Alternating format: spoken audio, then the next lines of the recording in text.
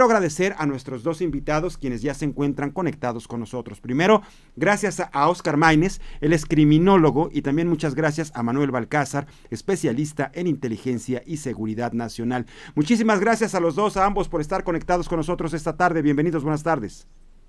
De nada, gracias a usted, buenas tardes. Muchísimas gracias a Buenas los dos. tardes, Mariano. Muchas Muchísimas gracias. Pues no sé, quien quiera responder, yo quiero hacer una reflexión antes de iniciar con los detalles de lo que estamos viendo que está pasando en Lagos de Moreno, pero que finalmente suceden hechos delictivos terribles en muchas partes del país. Lo veíamos también hace unos días, lo que ocurrió en Veracruz, ¿no? Estos cuerpos cercenados en estas bodegas, en estos refrigeradores, y otro tipo de masacres y cuestiones que están sucediendo últimamente en nuestro país. ¿Cómo podríamos definir qué está pasando con la sociedad? ¿Qué es lo que está, digamos, cómo podríamos definir lo que estamos viendo en la actualidad? ¿Quién quiera contestar? Si me permiten, este tipo de eventos de una sadismo brutal como los que estamos viendo ya han estado ocurriendo durante mucho tiempo en el país. La diferencia es que ahora con los teléfonos inteligentes es muy difícil que la autoridad controle la información sobre estos hechos, pero este tipo de eventos brutales han estado ocurriendo durante mucho tiempo en nuestro país. Tiene que ver con el estado de descomposición, que es producto de un sistema creado para promover la impunidad y la corrupción. Hay una regla en la criminología que nos dice que cualquier delito que quede impune va a incrementar, y estamos viendo una especie de espiral descendente sobre donde vemos eventos cada vez más violentos y vemos una degradación, más que en la sociedad, en el sistema de controles que se tiene para este tipo de actos delictivos, donde existe una confianza e impunidad en los criminales, donde hay una competencia para ver quién es el más violento, el más cruel, para tomar control. Y hablando de control, el hecho de que el Estado no tiene control sobre muchas regiones del país, donde no ejerce el monopolio de la violencia como debería ser, y donde, bueno, pues en realidad tenemos un problema con nuestras instituciones de procuración de justicia, que, como te mencioné hace un minuto, por diseño promueven la impunidad y la corrupción. Sí, definitivamente. Y esto de la tecnología, como ya lo comentabas, Óscar, pues sí, es materia y son elementos tecnológicos que los integrantes del crimen organizado, de las bandas delictivas que cometen este tipo de ilícitos y estos atroces crímenes que cada vez vemos, preocupa mucho, porque entonces habría que dividir qué es lo que le corresponde a la sociedad como tal, qué es lo que le corresponde a las autoridades como tales. En ese sentido, Manuel, ¿qué tenemos que hacer finalmente ante este respecto? Porque pareciera que la sociedad se está empezando a acostumbrar a este tipo de cosas, a este tipo de imágenes, a este tipo de hechos. Claro, es muy grave esta normalización de la violencia, y me parece que dentro de lo más importante para hacer es, pues, no dejar que se olvide el tema, tratar de entender qué está pasando y por qué fue. Aquí recordemos que está la hipótesis que estos jóvenes habrían sido convocados ante una eventual propuesta de trabajo, y es un método de reclutamiento forzado también que los grupos delictivos, como bien apuntaba Óscar, tienen ya desde hace muchos años, que es poner a personas que son forzadas a integrar parte de las filas criminales a combatir entre ellos. Entonces creo que es muy importante también a nivel sociedad desarrollar esquemas de autoprotección, donde podamos validar plenamente, pues, cuáles son estas ofertas de empleo, cuáles son los círculos de amistades, cuáles son los centros de entretenimiento. Es un poco lamentable que tengamos que llegar a esta restricción de la conducta, pero me parece que es lo más inmediato para salvaguardarse a nivel individual, familiar, grupal. Me parece también que debemos exigir a las autoridades puntualmente mecanismos de atención.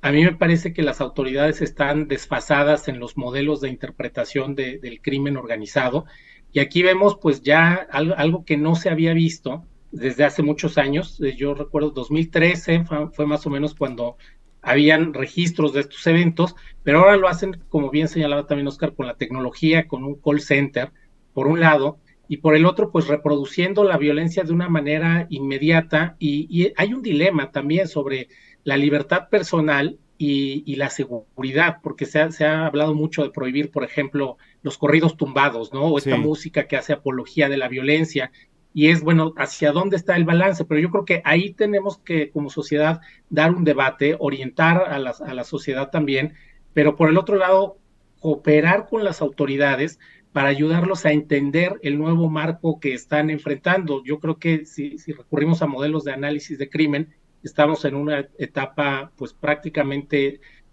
transitando de lo parasitario a lo simbiótico, que es el modelo de Peter Lupsha, y vemos también sicarios pues ya psicópatas y sádicos haciendo este tipo de crímenes que ya no corresponde con la actividad criminal. Entonces creo que tenemos que ir en paralelo, autoprotección, acompañamiento a las autoridades y orientación a los jóvenes con temas educativos y sobre todo prevención de adicciones. También creo que es algo muy importante a tomar en cuenta. Sí, sobre todo porque muchos de estos jóvenes ven ofertas muy atractivas, ¿no? Estos call centers, incluso la utilización, como ya nos comentaba también Oscar, las redes sociales, pues son elementos que llaman mucho la atención. Los jóvenes pueden ser víctimas de diferentes ofertas. Algunos sabrán de quién se trata quien está fomentando o quien está lanzando la invitación, otros no sabrán y caen en las redes de estas bandas, estos criminales que están súper bien organizados. Ahora, si bien entiendo, Oscar, que como ya nos comentaba Manuel, las autoridades están desfasadas y rebasadas, pero también hay que hablar de una cuestión de complicidad, ¿no? Si bien vemos que las bandas hacen este tipo de situaciones, las graban, las suben a las redes, se viralizan, obviamente saben que van a tener impunidad, que no van a ser merecedores de un castigo, pero esto también en parte por la colusión, por la complicidad que pudieran tener las autoridades, ¿no? Sí, aquí yo coincido primero con Manuel, cuando habla que se ha hecho un diagnóstico erróneo sobre las estructuras del crimen organizado. El crimen organizado en el país va más allá de estas organizaciones típicas criminales que vemos en las películas. El diagnóstico está mal, por un lado. Y por otro lado, hay que reconocer que ni las autoridades estatales ni las autoridades municipales tienen la capacidad para confrontar el crimen organizado, aún cuando estuvieran actuando sin colusión, como tú mencionas, con las autoridades. El crimen estuviera actuando en colusión con las autoridades policíacas. Todos sabemos que es un problema serio del país donde hay una relación, un contubernio entre el crimen organizado y las autoridades policíacas. El Estado ni los municipios, los estados ni los municipios tienen la capacidad para confrontarlo. Se requiere una estrategia nacional, ¿sí? del ámbito federal, que no existe.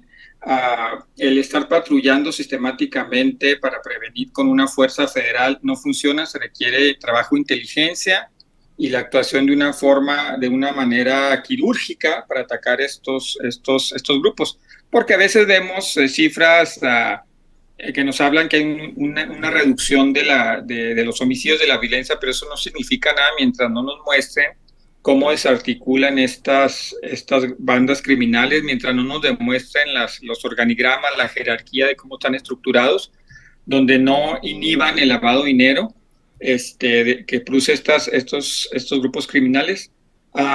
Pero todo parte de voluntad política y todo parte de un diagnóstico correcto, porque cuando diagnosticas mal una enfermedad le vas a aplicar la medicina errónea y no va a resultar en sanar el cuerpo. En este caso es el Estado mexicano. Claro, y ahora estamos hablando de que se deben de implementar estrategias, ¿no, Manuel? Obviamente conocemos cuál es la estrategia que siempre se ha manejado y dicho a raíz de la entrada de Andrés Manuel López Obrador a la presidencia de la República. Abrazos y no balazos, ¿no? Él presume mucho esto, que sí, en varias ocasiones ha dicho que se tiene que ir al fondo del problema, pero no hemos visto establecidas estrategias reales, palpables, porque si uno le pregunta a las personas en la calle, ya ha habido estudios hechos, incluso aquí nosotros en Reporte Índigo hemos mostrado estudios que la gente no se siente segura. no está contenta, no está en paz. Salir a la calle con el remordimiento, saber si va uno a regresar a casa con bien. Si bien a uno lo va, lo asaltan. El problema es que lo pueden secuestrar, lo pueden matar, ¿no? ¿Qué se tiene que hacer entonces? ¿Cómo implementar las estrategias exigiéndole a la autoridad que haga cumplir la ley y que cumpla con su trabajo? Es correcto, Mariano, y yo creo que algo muy importante que señalaba Oscar es el tema de combate al lavado de dinero. La unidad de inteligencia financiera a principios de esta administración empezó a tener un funcionamiento adecuado. Me parece que el cambio en el titular fue más político que técnico, y una institución de esa naturaleza necesita toda la parte técnica muy fortalecida. Y hay otro elemento muy importante. El Sistema Nacional de Seguridad Pública, en una de sus sesiones, el Consejo, tuvo un acuerdo para crear unidades de inteligencia patrimonial en las entidades federativas. Estos son como mini UIF, pero en los estados. Eso es lo que se estaba buscando, y a la fecha el avance de cumplimiento es muy bajo. Me parece que es superior al 40%, y vemos esta omisión que bien se señalaba también, es parte de la ausencia de voluntad política por un lado. Entonces, si no estamos afectando las finanzas criminales y tampoco estamos combatiendo en terreno a los grupos delictivos, porque decimos que hay que darles abrazos y no balazos, yo creo que recae en lo que señalábamos del mal diagnóstico y de una visión como doctrinaria desde la Presidencia de la República, que parecía más bien ocurrencias. Y aquí yo quiero señalar una omisión importante, que es la ausencia del programa para la seguridad nacional. De acuerdo a la Ley de Seguridad Nacional en México, tiene que haber un programa que marca los lineamientos que la administración en turno va a tomar en cuenta para desarrollar sus políticas. Recordemos que de la seguridad nacional se deriva la seguridad interior y la seguridad pública. Entonces, cuando no tenemos un programa para la seguridad nacional, que esta administración ha sido omisa en generarlo y en publicarlo, pues cabe lo que sea. Y aunque hemos visto que la apuesta fue a incrementar el despliegue territorial mediante elementos de la Guardia Nacional, ha sido insuficiente, porque también, como señalaba Oscar, la inteligencia es muy importante. No es un tema solo de masa y de cobertura. Necesitamos identificar esos puntos de presión adecuados para inhibir el comportamiento criminal y reafirmar la presencia del Estado mexicano en su conjunto, con los 3 órdenes de gobierno.